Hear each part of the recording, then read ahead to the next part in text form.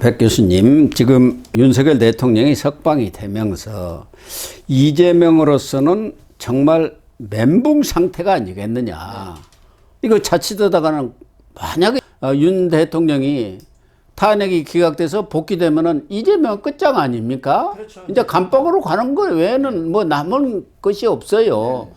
그러다 보니까 뭐 이재명으로서는 물불을 가리지 않고 윤석열 탄핵 인용 이런 방향으로 지금 몰고 가고 있는 그런 상황이에요. 어떻게 보면은 이재명으로서는 최악의 위기 상황을 맞고 있다. 그래서 그런지 좀 정신을 제대로 차리지 못한 것 같은 이상행동을 보인다는 말까지 나오고 있는데, 그 중에 하나가 당장 심우정 검찰총장이 윤석열 대통령의 구속 취소 법원 결정에 대해서 즉시 항고를 안 했다고 해가지고 검찰과 윤석열 대통령이 짜고 이런 짓을 벌인 것 아니냐. 의도된 기획이다. 뭐 이런 얘기를 하고 있는데 그게 말이 됩니까? 사실 이제 어불성설이죠. 왜 그러냐면 검찰이 짰다라고 하면 내란의 수계, 내란의 우두머리로 영장에 적시돼서 영장 청구를 어떤 부분을 받아가지고 기소를 했겠습니까? 네. 그럴 가능성은 전혀 없죠. 더군다나 박세영 고검장 같은 경우는 아주 열심히 기소에 온 그 중지를 모아가지고 결국 기소를 해서 네. 지금 재판에 계류 중인 상태 아니겠습니까? 물론 심우정 검찰총장하고 박세영 고검장 뭐 맥락이 다를 수는 있습니다만, 그러나 검찰은 사실은 상명하복 단체입니다. 네. 그렇기 때문에 만약에 지금 이재명 대표의 그 말처럼 검찰이 짰다라고 하면 애시당초 이 검찰이 윤석열 대통령을 공수처로부터 이첩 받아가지고 기소를 하지 않았겠죠. 그렇겠죠. 얼마든지 기소 안 할 수 있습니다. 예. 검찰은 기소 독점권이라는 부분이 있고, 뭐 설령 반대 진영에 대한 공격이 있었다고 하더라도 이러이러한 요건, 뭐 공수처 여러 가지 불법적인 비합법적인 요소라든가 뭐 이런 부분들을 빌미 삼아가지고 사실은 구속 기소 안 할 수도 있거든요. 그럼에도 불구하고 구속 기소를 했습니다. 이런 부분이 있기 때문에 지금 심우정 검찰총장이나 박세현 고검장, 소위 심우정 검찰총장 등 검찰이 짜고 윤석열 대통령을 석방을 했다라고 하는 부분은 이건 법원 판단 아니겠습니까? 물론 항고라고 하는 부분이 있습니다. 항고는 이제 즉시 항고하고 보통 항고가 있거든요. 근데 지금 보통 항고도 하지 않겠다라고 지금 박세현 고검장이 언론 보도에 인터뷰를 해버렸어요. 그러면 결국은 이제 항고는 하지 않겠다는 거거든요.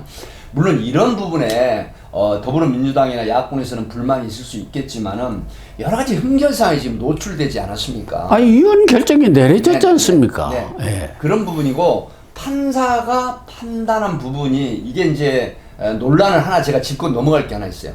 사실은 그 형사법에 보면 이 검찰과 경찰의 구속 기간은 10일로 한다 이렇게 돼 있습니다. 예. 그러면 날로 되지 시간은 법에 없어요. 그러니까. 근데 이번에 지기현 부장판사가 이런 부분, 소위 말하면 흠결이 있다라고 판단되고 이런 부분에는 피고인이나 피의자의 유리한 정황으로 적용을 해야 된다 그래서 날을 법에 보장된 날을 시간으로 계산해서 석방을 해라라고 한 거거든요. 구속 취소를 한 거거든요. 이런 부분은 상당히 진취적이고 긍정적인 요소라고 봅니다. 다만 법률적인 혼란이 하나 우려되는 부분은 어떤 거냐면, 체포 시한이 48시간입니다. 그런데 영장 실질 심사를 하게 되면은 그 기간이 구속 기간에 산입이 안 되거든요. 빼주잖아요. 근데 지금 이 실무 전례로 인해서 사실은 이게 배제된 상태로 구속돼서 재판을 받는 사람이 상당수 전국에 많습니다. 과연 앞으로 이 부분, 뭐 그 지방법원 판사라든가 두 군데 검사나 판사 이 부분에 대해서 이제 문제 제기를 했대요. 했더라고요. 이 부분은 법원과 검찰이 향후에 보완을 해야 될 필요가 있다, 이런 말씀을 드립니다.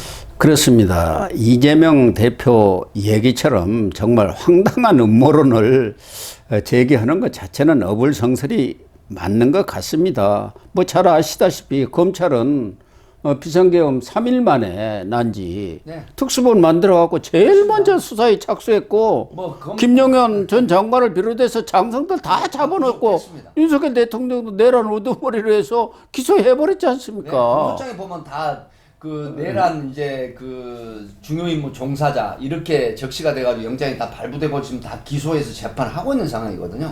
그런데 검찰이 윤 대통령과 석방 계획을 미리 짜고 구속 시한 등을 일부러 어겼다.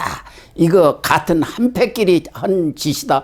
이렇게까지 어떻게 제1야당, 거대 야당 사실상 권력을 다 쥐고 있는 이재명 대표가 그런 쪽으로 그렇게 머리가 돌아간지 모르겠어요. 그러니까 이분은 보통 사람으로서는 생각할 수 없는 이상한 쪽으로 이렇게 머리가 돌아가더라고요. 그러니까 이재명 대표가 이 부분을 비판하려면 이렇게 해야 됩니다.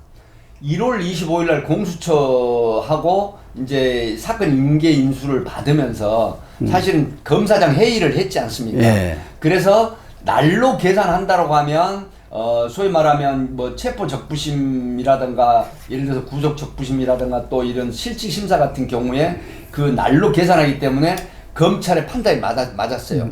하지만 지금 시간으로 계산한다라고 하면 윤석열 대통령이 억울하게 불법 구금이 되어 있는 상태라고 드러났거든요. 예. 이러기 때문에 그렇다라고 하면 그 부분을 디테일하게 지적을 하면서 이런 부분이 혹여 이 심우정 검찰총장이 내심 이런 걸 기획한 게 아니냐라고 이런 디테일한 부분을 설명을 하고 그런 음모론을 제기를 해야 됩니다. 근데 그런 부분이 없이 그냥 막연하게 검찰이 짜고 그다음에 윤석열 대통령이 미리 석방할 의도를 한 게 아니냐라고 하는 이런 비판이나 음모론 제기는 참 어불성설이다 이렇게 보는 겁니다. 본인이 얘기한 대로 개 눈에는 개밖에 안 보인다고 그러셔서 본인이 얼마 전에 그렇게 얘기를 했잖아요. 그랬는데 얼마 전에도 엄청난 또 논란을 빚은 게 뭡니까?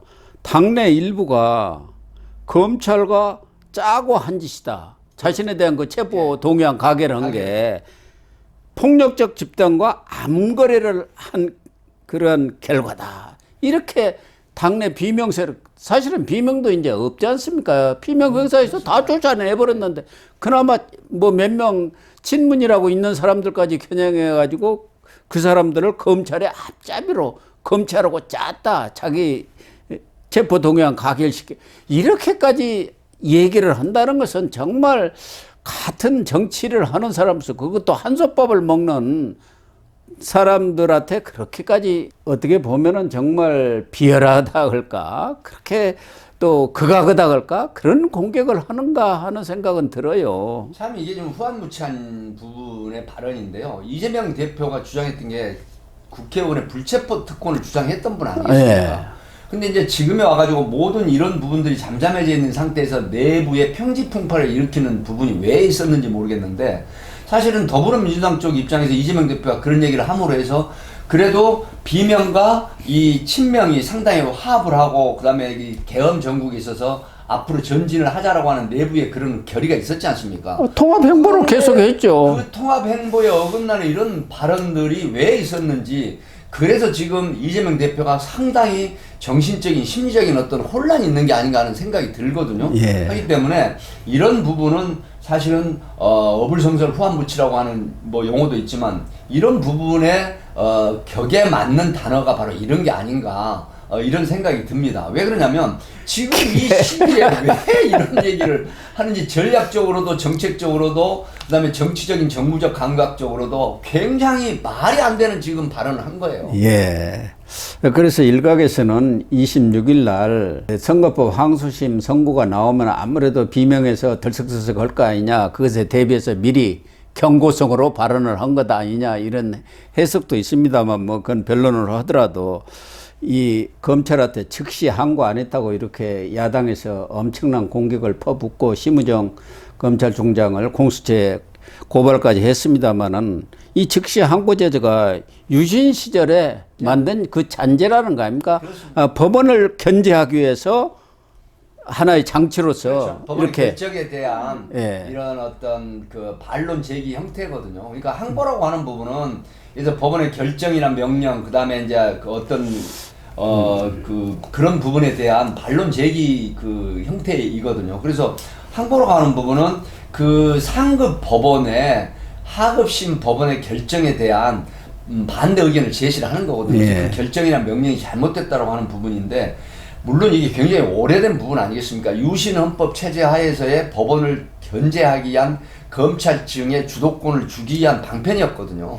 근데 지금까지 이게 지금 존속이 됐다고 하는 부분은 이 사법적인 체계에서 좀 문제가 있다 이런 비판이 있는 것이죠.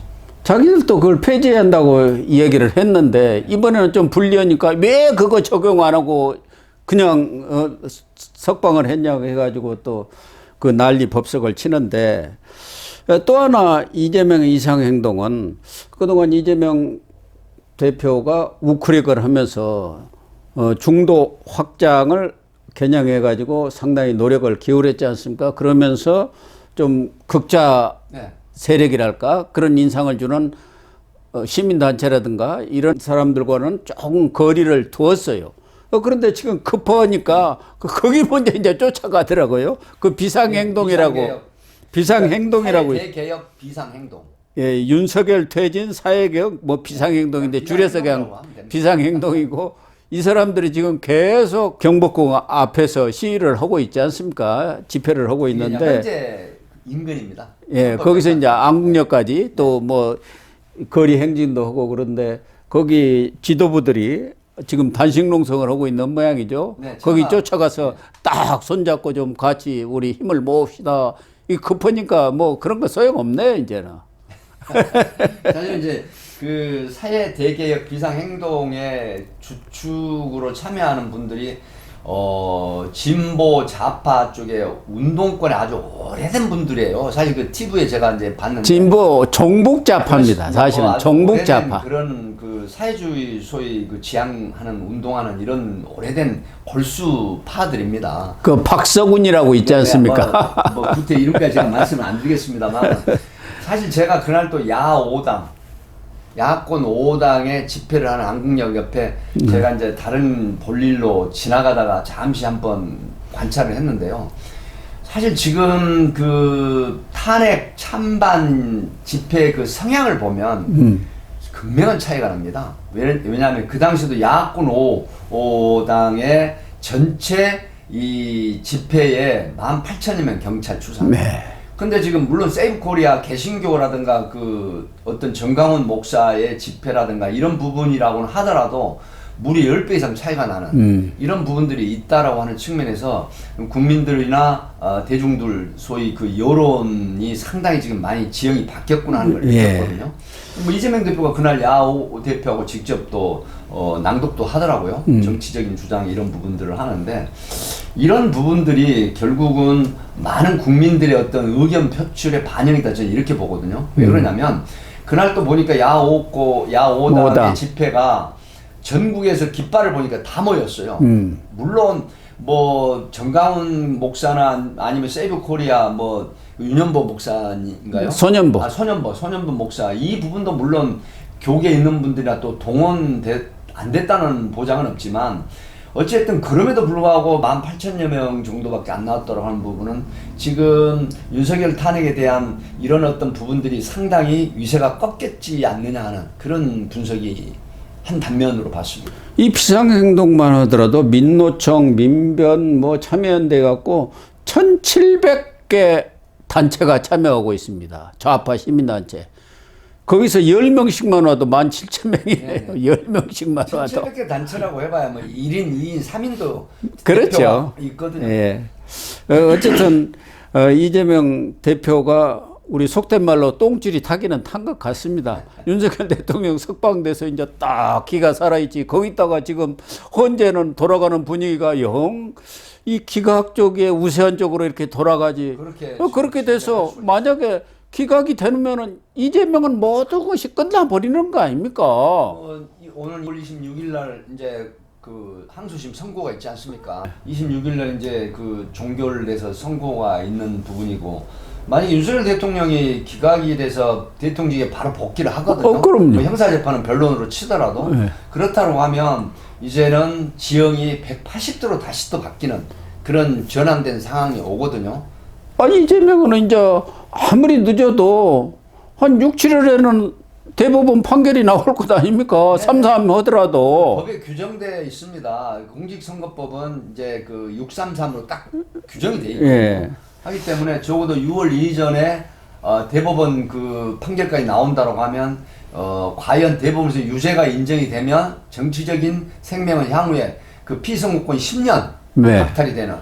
그리고 국회의원직 상실하고 이제 큰 문제 또 어떤 게 있냐면은 343억인가요? 434억입니다. 434억인가요? 어쨌든 400여 원인지 300여 원인지 이 정도 돈을 또 더불어민주당이 모두 토해내야 되는 이런 아마 더불어민주당 입장에서는 아주 엄중한 그런 한파가 몰아칠 가능성이 있다 이렇게 보는 거죠. 그렇습니다. 이재명으로서는 더군다나 설상가상인 것이 10일 날 이 수원지법 형사 11부 여기가 대북 송금 사건을 다루는 곳입니다. 네. 우리 시청자님도 잘 아는 그 신진우 부장판사가 네, 지금 발령이 났죠. 예, 이제 고법으로 자리를 옮겼습니다만은 하도 무서워가지고 이재명이 기피 신청도 하고 베라벨 짓을 다 했지 않습니까? 신진우 부장판사가 이화영 전 경기 부지사한테 1심에서 9년 6개월이 때려졌고 항소심에서 7년 8개월이 맞았지 않습니까? 이건 이재명하고 공모한 게 아닙니까? 그 공소장이 적시가 돼 있어요. 그런데 이재명 사건에 대해서 다음 달 8일이죠? 네. 예, 8일 날부터 재판에 들어가겠다. 이렇게 되면 이재명이가 지금도 4개 재판을 받는데 12개 혐의에 5개 재판을 지금 받게 생겼지 않습니까? 예. 거기다가 지금 중앙지법에서 유증교사 이 항소심도 지금 진행이 되고 있지 않습니까? 이것도 뭐 아무리 늦어도 올해 안에는 결론이 날 것 아니겠습니까?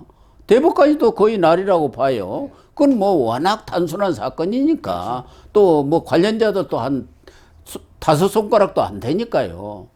그러니까 이재명으로서는 윤석열 대통령이 석방된 데다가 만약에 기각돼 갖고 대통령직에 복귀하면 모든 것이 다 끝나버리는 거예요. 그냥 물거품이 된다 이렇게 말이죠. 물거품이 된다라고 하는 사상누각이 되는 거죠. 지금 당내에서까지도 의총에서 비판론이 쏟아져 나왔다는 거 아닙니까? 대선 다 이제 되는 걸로 생각하고 너무 방심하고 있었다. 재판이 어떻게 돌아가는지 이런 것에 대해서 안 챙기고 이제 빨리 대권 차질, 권력 쟁취할 그런 생각만 하다가 이렇게 뒤통수를 맞았다 해가지고 의총에서도 상당히 비판론이 많이 쏟아졌다고 그러네요. 네. 어쨌든 이재명으로서는 지금 정신이 없을 상황인 것 같습니다. 네.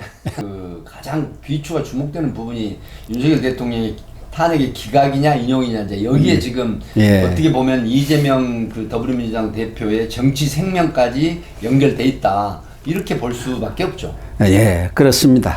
그러다 보니까 할 수 있는 것은 다 지금 하고 있는 그런 상황인 것 같습니다. 그래서 뭐 철야 농성하고 매일 기자회견하고 또 여기에 찾아가서 적극적으로 투쟁해 달라고 하는 이런 모습들이 연출되는 게 바로 이재명 대표의 현재 심리를 보여주는 한 대목이다 이렇게 볼 수가 있겠습니다. 네, 그렇게 정리를 해도 될 것 같습니다.